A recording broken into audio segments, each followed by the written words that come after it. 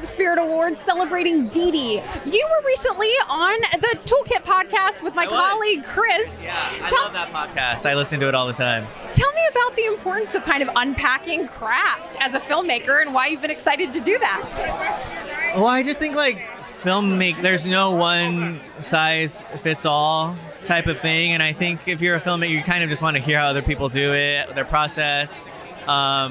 And he's such a good interviewer too, and it's always weird hearing his voice for so long and then seeing him in person. But everyone who's a filmmaker, I think, is kind of a nerd, and you just kind of want to nerd out on how you made it, why you made it, and so yeah, it was fun.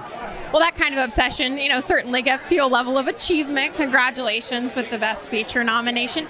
Explain to me what surprised you the most about the reception of the film, or maybe something that somebody's noticed that surprised you. I mean, I don't know. We kind of made this movie kind of in a vacuum. We shot it in my hometown. It was super, independent. It was bought at Sundance from Focus Features, and, it was the hope that it would find an audience. But, I remember Googling coming of age movies early on while making them or writing it, and there was no poster that had an Asian American boy on it.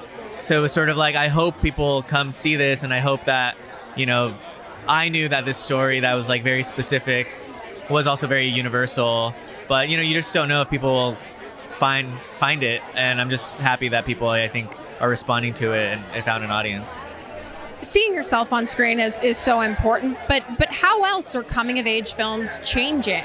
I mean, being a kid today isn't the same as it used to be, so how do you see the genre evolving? I don't know. I feel like that's a question for our lead kid, Isaac. He was a sophomore playing a kid coming into freshman year. The movie came out when he was a junior, and now he's here and he's a senior about to graduate high school, so I feel like he really grew up with this movie more than I did. And so, I don't know. I'd be curious to see what he thinks, because he's the one living through it right now. Yeah. What interests you the most in terms of the future of filmmaking? Where are you focused right now? Not just in terms of your own projects, but big trends, stuff you're excited to see? I think I just want to see more stories from filmmakers that we haven't heard from before. I think just... it's really exciting for me to see movies from first-time filmmakers, because I think, like myself, it's sometimes when you don't know the rules, it's more exciting because you don't know what rules you're breaking, and so that's something I'm really excited for. Just more filmmakers kind of breaking in. You've been on the circuit with people for so long now. Is there anyone you're still hoping to meet out here? Anyone that you're hoping to have a conversation with? I can't think of it off the top of my head, but I'm sure there's... Oh, Julio Torres, actually. Okay. We were nominated with him, but we did a few Zoom things together.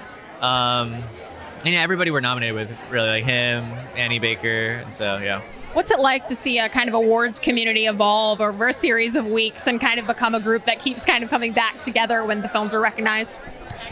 I mean, it's cool. I mean, I haven't really met them until now, but I think the fact that we're nominated in a first feature, first screenplay category is really special, just because, yeah, it's the first of hopefully a career that we get to make more and more movies and tell more stories. And so I'm excited to see, what other movies and stories we all have to tell. We'll meet you back on the beach this time next year. Congratulations.